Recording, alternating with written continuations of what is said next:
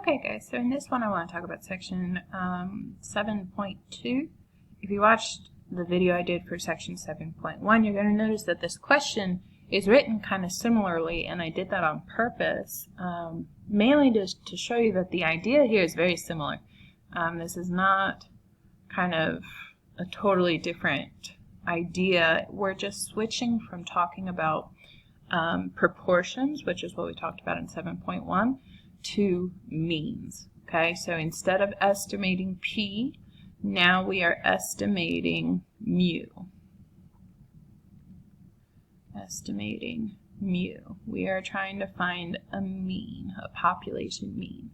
So it says, let's say we're interested in estimating the mean age of U.S. college students. So we are trying to estimate mu for the mean age of U.S. college students. And again, it's not possible to survey every college student. So we use a sample to come up with our estimate instead of actually calculating the population mean. We randomly selected 100 U.S. college students, and the mean age of that should be sample, mean age of the sample was 24.3 years. So this is X bar, sample mean, population mean. And it also told us that the sample standard deviation was 2.1 years. Okay, so again, we can do this as a point estimate. Remember, a point estimate is when we're guessing one number, and that's all we're allowed to guess.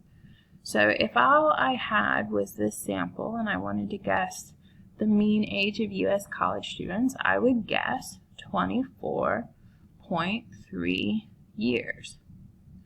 Mean age in my sample was 24.3 years, so sure, I guessed that the mean age of all college students was 24.3 years. A point estimate means I'm only allowed to guess one number. If I'm only allowed to guess one number, that's the best number I got. It's the only number I got. So that's what we would do. What confidence intervals do is they allow us to guess a range of numbers instead of just one number. So a confidence interval estimate is the better option, because what are the chances that your sample has the exact value right on the nose? Probably not, right? So it's better to guess a range of values, and you have a better chance at being accurate. So in your calculator, this is also under Stat, and over into Tests. And for this one, we're using what's called a t-interval. If you watch the videos in my Stat Lab, they'll get into what the t-distribution is and kind of the concept there. I don't have enough time, so just trust me that we're using t-interval, and watch the videos in my Stat Lab for more information about that. So in your calculator, for these problems, you're going to have two options for input. Okay, this is for your input. And basically, your calculator wants to know, are you giving the calculator data, raw data, in list form, or are you giving the calculator summary statistics? Okay, so for this problem, what I was given was summary statistics. Okay, this and this, these are statistics. So I'm going to tell the calculator, hey, I've got statistics for you, right? If the problem had actually given me the data, if they had said, okay, someone was 20, someone was 19, someone was 25, blah, blah, blah, blah, blah. If they had given me a list of data, I would put that into L1 in the calculator, and I would go with the data option. But this problem didn't give me the list of data, it gave me a summary stats. We're going to go with the stats option. Do you see the difference, right? This is for when you have raw data, you put it into list 1, and that's really all you have to do. You tell it the confidence level and you're good to go. This option is for when the problem gives you a summary of the data instead. Okay, and that's what we have here as a summary of the data. So it asks for the mean, which was 24.3 years. It asks for the sample standard deviation, which was 2.1 years. My sample size was 100 because they talked to 100 college students.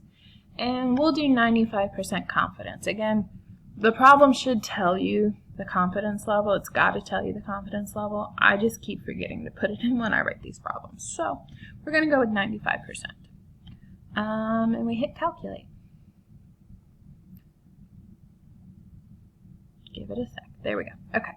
So we are estimating that the mean age of U.S. college students is somewhere between 23.9 years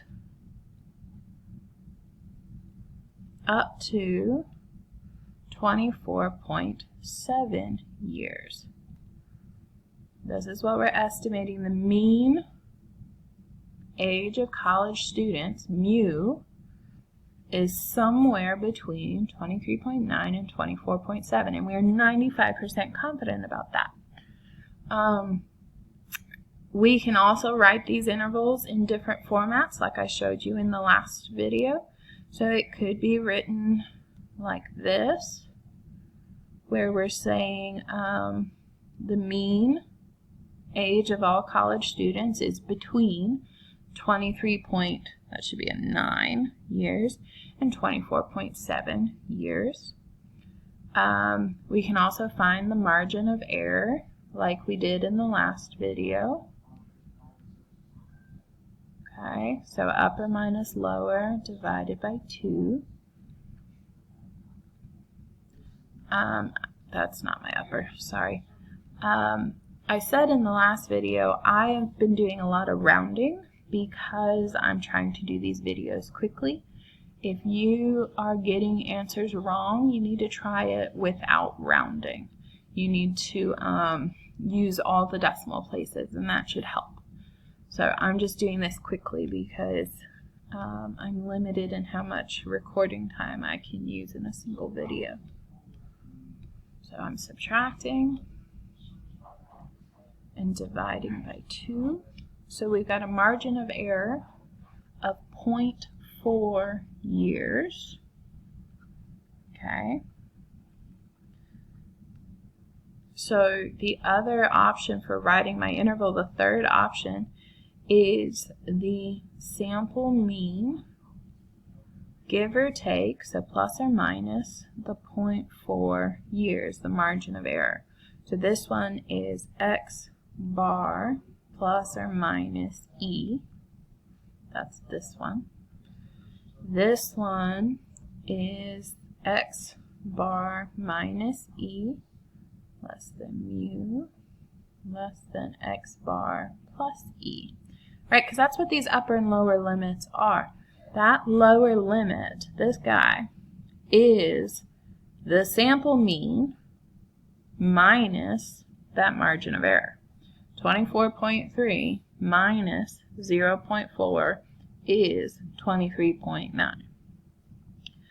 24.3 plus 0.4 is 24.7. That's where these numbers come from, is the sample mean minus the error and the sample mean plus the error. Okay? So again, I'm using this formula to find the margin of error.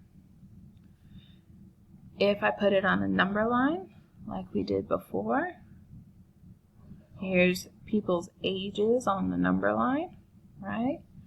24.3 was our sample mean. That goes in the middle. And we went up by 0.4 to 24.7 and down by 0.4 to 23.9. So our interval, we're estimating the mean age of college students is somewhere in this range.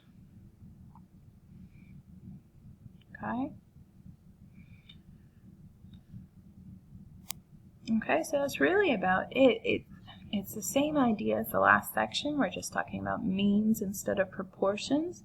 And the only kind of extra part to this, when you're in t-interval, you do have the option of data or stats. So again, you use data if the problem gave you the raw sample data. They literally gave you all the ages of the people in the sample. You use stats when they gave you a summary of the statistics. They didn't give you the raw data, but they gave you a summary of the data. Okay, that's the only difference. And then you hit calculate and it gives it to you. And again, I use this formula for the margin of error. I know that the textbook gives you another formula that's more involved. It's for calculating it by hand without the calculator, but since you guys do have the calculator, this is the formula that I use. Okay, if you have any questions, let me know, but otherwise that should be about it.